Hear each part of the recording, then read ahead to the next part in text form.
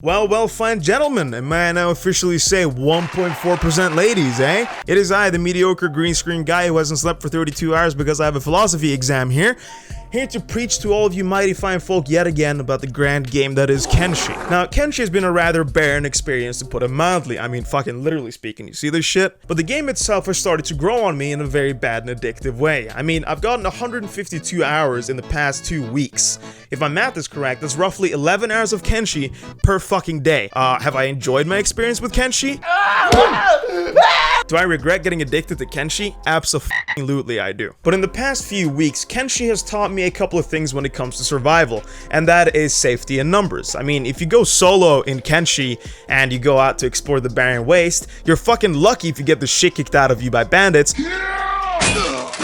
Not so lucky if you get sent off to rebirth and turn into a sex slave. Now, don't even come at me with any of that fucking ambiguous amphibian bullshit, because 1, I'm not a tryhard, 2, I'm not a veteran, 3, I'm not a good-looking fella like him. Therefore, on the previous episode of the Grog Saga, we tried to recruit as many people as possible to join our ranks. Some of the people we have been recruiting recently have been utter useless, and they should just get shot on the fucking head, while others are essential for our survival in the incel plains. Living here hasn't exactly been problem-free, to put it mildly, because the Holy Nation are a bunch of fucking idiots. Character introduction 101. Listen up, because this is the Grog Boys. Alright, we got Guakmang, the handy woman. Not the most intelligent out of the crew, but she fixes most of the shit that needs fixing. Retina, the farmer, also known as the alternate timeline Sonic. Our most skilled vegetation expert, slow as a fucking turtle though. Gaijin, the level 60 rogue, capable of one-shotting anyone who calls her a lesbian. Bob the cow. He's a fucking cow. What else do you want me to fucking say? Jesus, the Oblivion Towns Guard. You're under arrest! Abby, the Spanish sellsword. She's a psychopathic murder machine. Last but not least, it is I, Hand the Carrot, also known as the connoisseur of ass-whooping, the big dick CEO of Kenshi. Why the fuck are you guys my shot? The Hunchback of Notre Dame, Blackie-chan. Those are but a few of my many given titles. But allow me to say, ladies and gents, this athletic body didn't come to me overnight, okay? Plastic surgery is actually pretty fucking expensive, I gotta say. We also recruited this person known as Goblin off-screen. She's basically really small, really sneaky, and she's the master of coin. What more do you want me to say? Time is money, friend! Very important announcement. Before the video starts off, I would like to thank you all for a whopping 2.69k subscribers. It means the world to me, and thank you so much for the support on my older and newer videos. Second thing is, there's gonna be a very important announcement at the end of this video, so you should look out for it because it's very cool and limited edition. Alright, enjoy the video.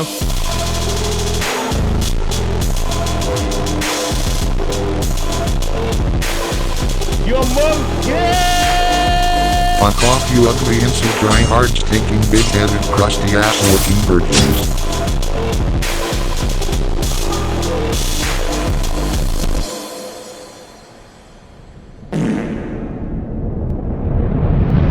So, where we left off on the last episode, Hand and Gaijin had their little successful heist with the Akron farming villages, and after getting chased away, they ran back to HQ so they could finally meet this so-called Jesus character. We made it safely back to base, and upon entering our gates, we got to meet Jesus. Once greetings and such were in order, we proceeded to start making the new wheat fields. You have got to be fucking kidding. We then made a simple water well so we could collect some fresh, tainted, radioactive water, and we didn't dare use the water from the river, because who knows what kind of chemicals the Akers have been pouring in the water. They turned the friggin' frogs gay! Serious crap! While Guakmang was hard at work operating the stone processor so we could get fresh new building materials, Retina was primarily in charge of maintaining and observing the crops. She's basically like a Minecraft fucking villager, alright? Let's just say if any, and I mean any of the crops went rotten or the deliveries were inaccurate in quantities, I would ship her ugly ass straight to fucking rebirth in a heartbeat. Now, before we could continue the grog production, we had to deal with a tiny problem that we first got entangled with on the last episode. I basically kidnapped this hiver and tossed him into a cage. Do I regret it? Nope, one of the best things I've done in my whole life. Now, we need to recruit this little fella because we need some help around the base. Now, I'm a realist, okay? So I see the world as how it is meant to be viewed.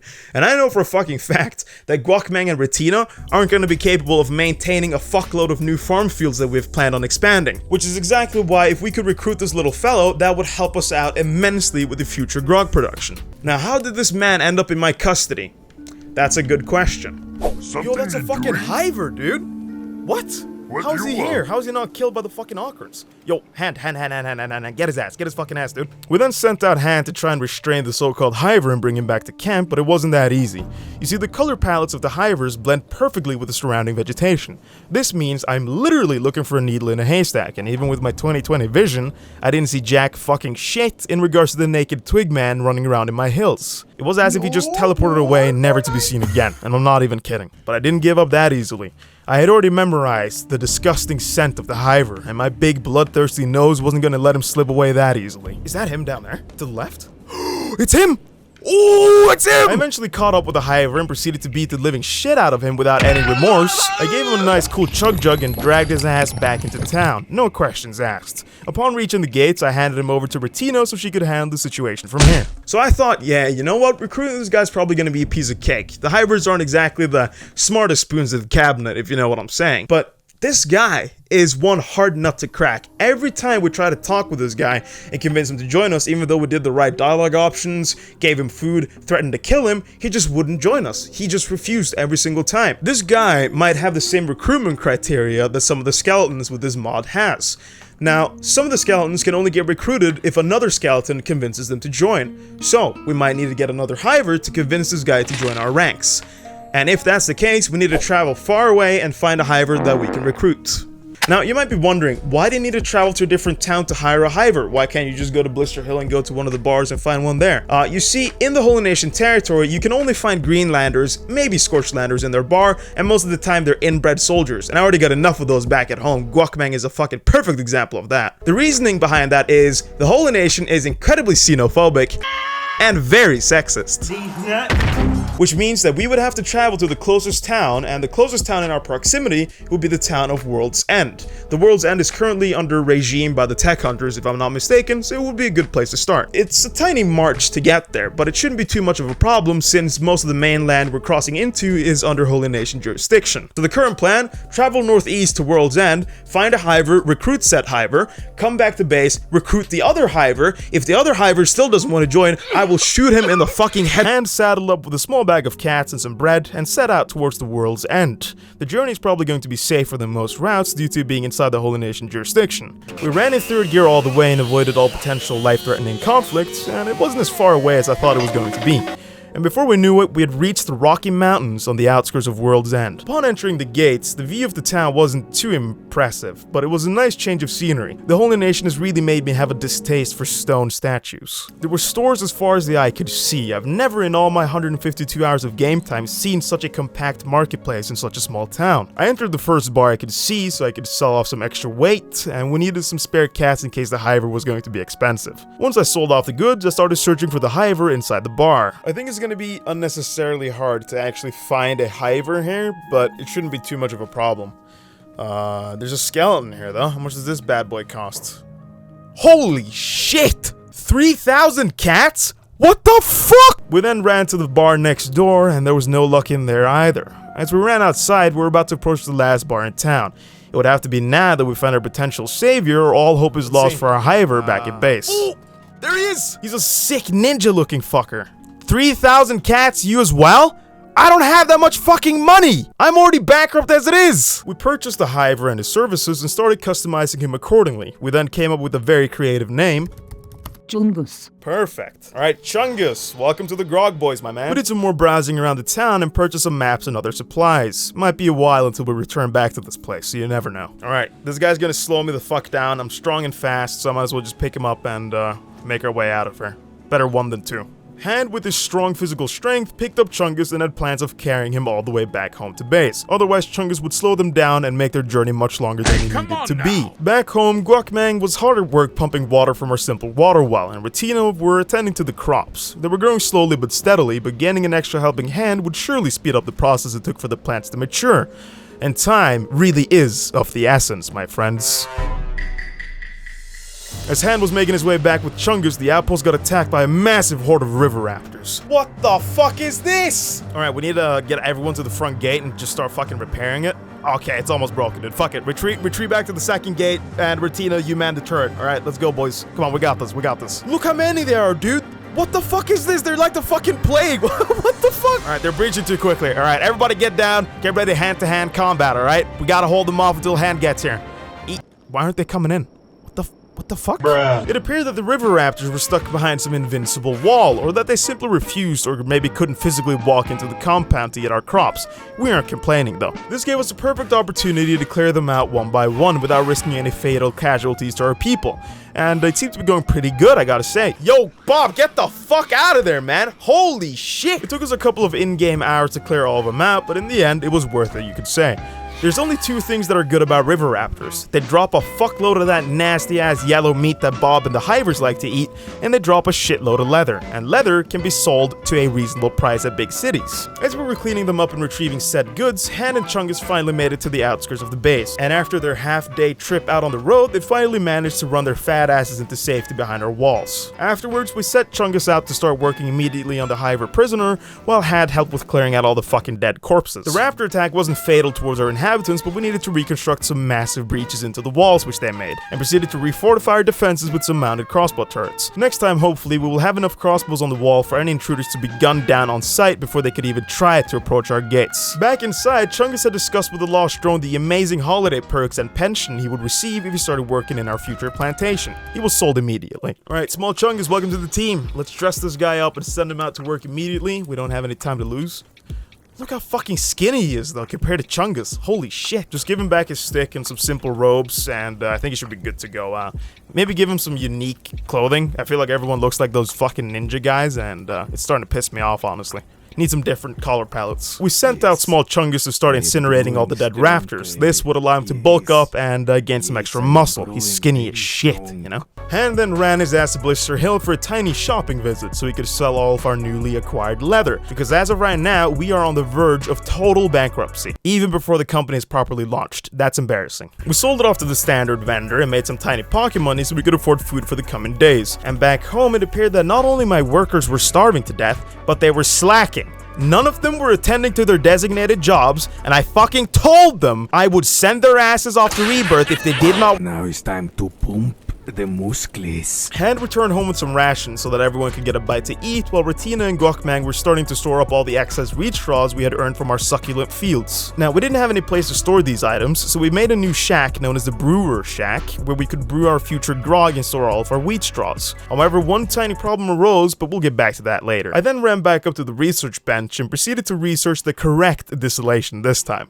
so we could get back to work and be on schedule just for once. The raptors had once again returned, but I had no plans of letting my luscious green crops get trampled by a bunch of animals. Now, I'm not a fucking amateur like General Sam, who gets his crops demolished by a bunch of fucking mutated piglets. So we dealt with the problem by hand kiting the raptors while Jesus and the rest of the town's guard were sniping their asses down below. Quick and effective, you could say. To make the process of making grog a tiny bit faster, Hand traveled to yet another Åker and Holy Farm to steal some extra wheat. The process was uneventful because the Åkers are blind as fucking bats. We set up 2 new fields of medium-sized wheat farms which could massively increase our overall production rates. And as Hand was working out in the fields, our previous research of grog distillation was now completed. Oh, let's fucking go, dude! Gokmang then started constructing storage sections in the brewer shack for the future grog and wheat straws. We'll get back to this later on in the video. Our base was starting to look pretty fucking fresh, with the brewery now almost up and operational, but there was one tiny problem that arose on the horizon. The so-called Gay frogs were still making their way in from the unsealed section of the walls, so we had to completely wall in the coastal borders of our base. The process took an unnecessarily long time to finish, but the construction was absolutely necessary. If another raptor breaks in from the backside wall here, I'm actually gonna download the fucking gun mod and shoot them in the fucking face as soon as I see them. With the walls now secured, Brian could finally rest easy knowing his precious grog was safe from the filthy raptors. The coming weeks were calm and uneventful. We tended to our crops and lived a simple life in preparation for the upcoming big day. And that's when it happened. Someone had snitched to the Holy Nation. Giving them what sort of information, I do not know. Regardless, they came to our doorstep ready to castrate us for our sins. Wild women ruminose in this place. Luckily for us, we were granted a dialogue option, and we then managed to talk our way out of any potential lethal ass whooping. So, it's safe to say they fucked off. See you later, you fucking nerds. You guys ain't got shit on me, homie. We then proceeded to recruit yet another prisoner we had entrapped from a previous raid attempt at our base. Jeff. My name is Jeff. Alright, welcome Jeff. You, my friend, are gonna be a stone miner. We need one of those around here. Holy fuck, this guy is ugly as shit. But hey, I like the mustache at least. Introducing Small Chungus, also known as a professional plantation worker. This guy does all the dirty shit jobs that no one else wants to do. He also keeps eating all the fucking yellow rotten meat! We got Chungus, also known as the alchemy guy or the Giga Chad, whatever you prefer. This guy has mastered the precision and talent surrounding Skyrim alchemy to the very core. We also got Jeff, known as the Minecraft guy, primarily works in the stone mine. He's also the fattest fucking member in the team. We also got Ozzy the Crozzy, can't hit anything for fucking shit, useless cunt I would say. Now, in case you're not familiar with how researching Kenshi works, not all things can be researched by one of these simple books. Other more advanced technology types require one of these bad boys right here, known as an ancient science book. Now, I want to continue to fortify my base and make it as best as it can possibly be, and that's why I want to research a harpoon turret. And to get a harpoon turret, I need one of those. Getting a harpoon turret would probably allow me to shoot river raptors in the head with a ginormous 200 kilogram metal dildo, and that sounds fucking lovely to me. But to find these so-called ancient books, you need to travel far away to the distant lands where the old empire once ruled, where there's only remnants of the old technology that Kenshi had before the fucking nuclear war that basically destroyed everything, you know? Fallout 3 style. Now, you can find these ancient science books in old world buildings, either if it's a library, an armory, or a laboratory. And most of those places are heavily fucking guarded by things that want to kill you or eat you while you're still alive. You can see it right there. But the loot you can find is... oh, it's so good, man. It's good. I'm not even fucking kidding. It's... oh. Now, what you can find inside these ancient tombs is anything ranging from the ancient science books. You can find exclusive limited weaponry. You could also find exclusive armor and some very cool components. Very cool stuff. So, I hired the mercenaries and we set out on a hunt to the Holy Lands to see if we could find these potential treasures. Hey! This is a reminder for you to join my very cool, exclusive Discord server. Links in the description. Join us where we talk about anything from the economical collapse in Venezuela to your favorite furry Hand and his small crew set out towards the uninhabitable zone outside of Ocarn's Pride. It was a long and exhausting trench to get there, but we had more than enough supplies to make the run.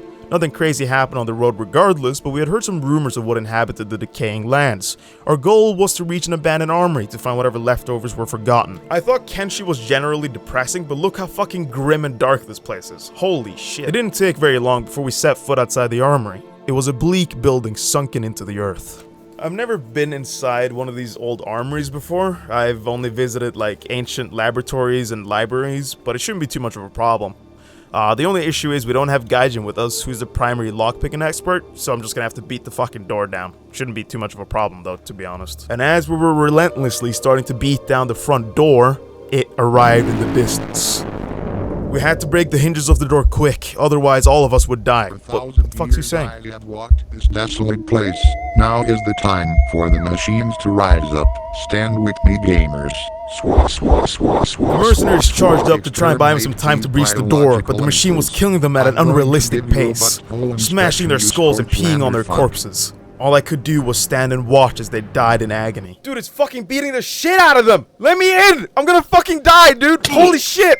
Now, it's safe to say that after that whole spider shit show went down, I basically abandoned those mercenaries to die on their own, and I left off still with my dignity, because I'm still fucking alive and they're not. So I returned home empty-handed, but there was still a lot of things that needed to get done in the base, so I kind of came back at the perfect time. Now, 2 days ago in the past, my stupid ass managed to research the wrong alcoholic distillery, which means that everything we have built inside our so-called brewer shack is useless. So we needed to tear everything down from scratch and build everything back up again. Yep, I'm a fucking idiot. We also made this thing. We made that. And whatever the fuck that is. With the official Grog Boys distillery up and running, Han started manufacturing our prototype grog formula. Having no previous insight into the process of brewery and distillation, Han just threw a bunch of random ingredients together, hoping it would turn out well, primarily consisting of water, wheat, chili flakes, and river raptor eggs. Nothing out of the ordinary. And then we started brewing. The process of creating the highest quality grog in the world of Kenshi isn't an easy procedure to undertake, and not one you would like to rush either. Creating the perfect formula for our future brand is our utmost priority. It is therefore only the most skilled alchemists that are allowed to partake in this stage of the production. After hours of work, our first sealed bottle of grog was officially made. Let's go! The long work hours linked to making the grog is what makes it so well desired by our customers. Currently, however, Hand doesn't have the time to manually manufacture these, so we needed to find someone else for the job, so we went over to our cafeteria and talked with some suitable candidates. And that's when Chungus explained that his past profession was concocting rat poison for the Second Empire. Now, if you ask me, what more qualifications could a man possibly have to offer? So, we hired Chungus on the spot and threw his ass straight to work. Now, with Chungus working full-time in the distillery, Hand could prioritize other pressing matters surrounding the marketing for our upcoming brand. I am going to brew the most moldy, foul-tasting grog the world has ever fucking seen, baby. Guacamang and Retina would consistently resupply our materials needed for the grog production. This allowed Chungus to literally work 24/7 with only one toilet break. As some days passed, we were finally ready to hand out our very first shipment of grog to our early investors and other potential clients. So Hand and Chungus packed up the goods and set out towards Blister Hill. We could only hope now, however, that we wouldn't get robbed on the road. We are about to make some big bucks, We could already baby. smell the cats in our bank account, so we made it into town and we ran to the first reserved customer to sell him his promised shipment of grog, of course. We're talking absolute high quality goods here, people. So we were starting to sell him the goods, and then we found out mid-transaction that this broke fucking guy couldn't even afford the remaining half of the shipment. First off, thank you so much for watching the video, and let's jump to that important announcement. So, I'm gonna keep it brief. Basically, as a thank you to a whopping 1,000 subscribers, even though we've now reached almost 3,000 subscribers, I'm going to be selling a set of non-profit stickers where all markup profits earned from the sales are gonna be donated towards the official Norwegian mental health organization. Whew, quite a fucking big sentence. Now, the sticker was designed by my very talented friend Justin, aka Saint Speedo. He's also made a lot of the music tracks that I've used in my videos, and if you would like to hire him for art commissions, you can find his details down below in the description. He's a pretty cool guy, he's a pretty swell guy, he's a pretty great guy, you know what I'm saying? Now, I thought that dropping a sort of early supporter merch would be a cool concept, but I thought it would be even cooler if the money that you spent gets instead put towards a good cause, in this case a charity towards mental health. In this case, it's given back towards my community, since I am obviously living in Norway, if that wasn't obvious by now. The stickers aren't currently up for sale yet. I'm searching for the best shipping provider where I can sell the stickers where the shipping is sort of cheap for everyone, but I'll keep you up to date on how it goes, and if you want to be one of the first to get notified of when they drop, you can join my Discord and I'll announce it there. And that was it for this video, so I hope you enjoyed, and I'll see you guys on the next one. I don't know what more I have to say now. I'm just gonna walk out now. You still haven't pressed that red button yet. It's right there. I'm not leaving till you've clicked it. If you don't press that button right now, I'm gonna fucking kill